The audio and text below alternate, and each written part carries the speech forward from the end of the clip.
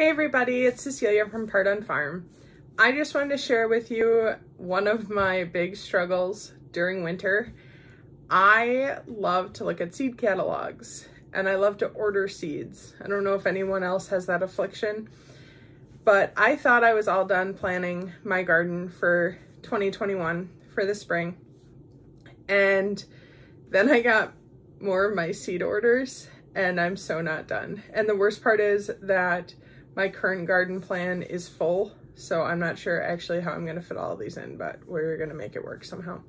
So I wanted to share with you some of the orders that we put in for seeds. This is not all of them. This is not all the companies that we order from, but it's just a few of the seeds that have came in the last week or so that we're excited about and that aren't yet on my garden plan, but will be. So one of the first places that I order from is Baker Creek. One thing that I really love about Baker Creek is they have heirloom seeds and they have really neat stories and I just really like that. So I ordered some cumin, which is not something that I've ever grown, but it is like one of my very, very favorite spices. I ordered this toothache plant because I looked through their catalog and I thought it sounded awesome because it says on the back here, it possesses numbing qualities when chewed and has other herbal uses. So I just thought that sounded really neat. Jess from Roots and Refuge talks about the Blue Beauty tomato, and it's a big tomato that can get up to like 8 ounces and it gets like that black on the shoulders. It's just really pretty. So we're gonna try that. We'll see. We are not kale people, and I'm also a big advocate for planting things in your garden that you eat and not just planting them for the sake of planting them. So if you don't eat carrots, don't grow carrots, and that's okay. But we are not kale people, and we are trying very hard because it's good for you. So last year we grew dinosaur kale, and I just have to be honest, it was not our favorite. So this year we're gonna try this red ragged jack kale and see if that is more palatable for us.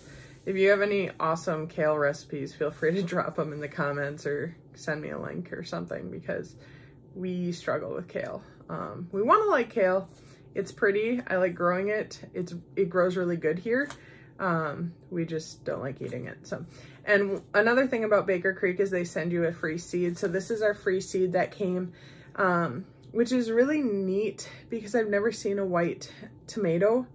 And so we're gonna see, we'll plant some and see, I don't know. So that's my seed order from Baker Creek. I also ordered from a lady off Etsy because Seth really, really wanted to grow some apple mint, and some of the really popular seed companies like Baker Creek and M.I. Gardner and Fruition Seeds, Paris, they were out of some of the seeds that we were searching for. And one of them was apple mint. I had a really, really hard time finding someone who sold apple mint. So these are the teeniest, tiniest seeds. I don't know if you can see that or if it'll focus, but they are about the size of a period. So we're gonna try and grow apple mint. We got some at the farmer's market last year and put it in your water and it's delicious and I just like chewing on it. So we're gonna try and grow some of that this year. It is a perennial, supposedly, but some of them don't come back very good after the hard freezes.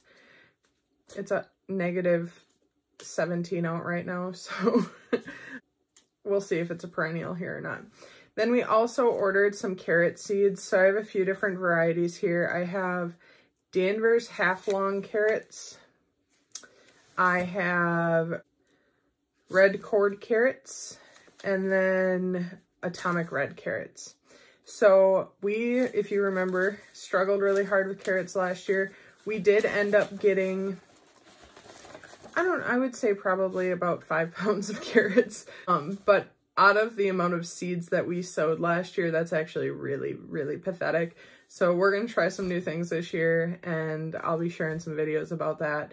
But we're gonna keep trying at carrots because they were tricky for us last year. Honey nut squash is another seed that we got. Acorn squash, which we did grow this last year, but I didn't save any seeds, and I have no idea why. I don't have an excuse. I just didn't do that. And then cabbage. We love cabbage. This is a Brunswick cabbage. Seth can eat a lot of cabbage and sauerkraut.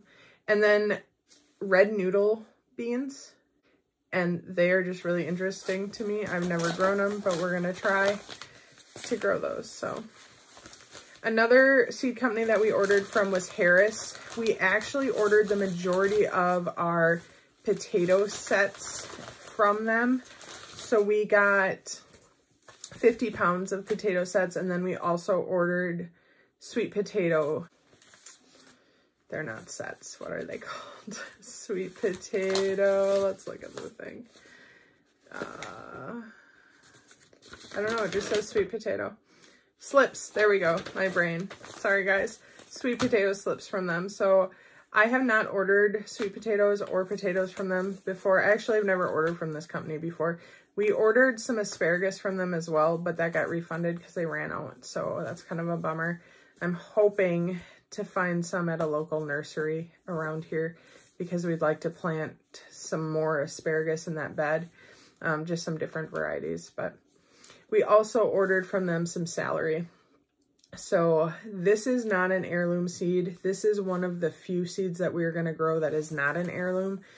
And honestly, it is because some of the more popular, like Baker Creek and M.I. Gardner, were out of heirloom seeds. And this is somewhere that I could find some celery seeds, and we're just going to try them.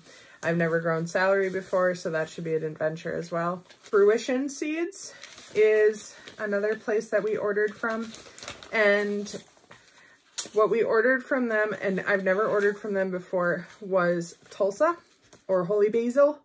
And Jess from Roots and Refuge talks about how good this smells constantly.